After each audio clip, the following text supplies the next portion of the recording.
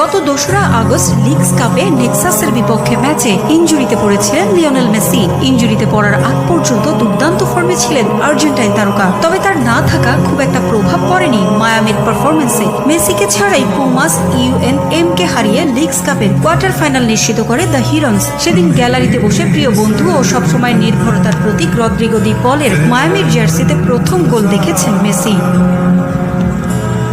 ডান পায়ের পেশিতে এখনো মাইনর চোট রয়েছে তার, তাই অরল্যান্ডো সিটির বিপক্ষে ম্যাচে অধিনায়ককে ছাড়াই খেলতে হবে ইন্টার মায়ামিকে। সামনে ব্যস্ত সূচি আছে দ্য হিরোন্সের, সে কথা মাথায় রেখে দলের সঙ্গে অরল্যান্ডোতে আনা হয়নি মেসিকে। আগামী 16ই আগস্ট মেজর লিগ সকারে LA গ্যালাক্সির বিপক্ষে লড়বে ইন্টার মায়ামি। এরপর 19 আগস্ট টাইগ্রেস UNL এর বিপক্ষে লিগস কাপের কোয়ার্টার ফাইনাল খেলবে তারা। সে ম্যাচে খেলার সম্ভাবনা রয়েছে মেসির, এমন আভাস দিয়েছেন কোচ হাভিয়ের মাসচেরানো।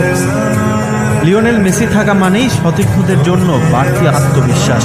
মেসি গ্যালারিতে বসে থাকলেও দল ছন্দ খুঁজে নেয়, এটা আমি সবসময় খেয়াল করেছি। সামনে আমাদের বেশ কিছু গুরুত্বপূর্ণ খেলা রয়েছে, সেগুলোতে মেসির থাকা জরুরি, তাই তাকে অরল্যান্ডোতে আনা হয়নি। মেসিকে নিয়ে কোনো ঝুঁকি নিতে চাই না। সে সুস্থ হয়ে উঠছে।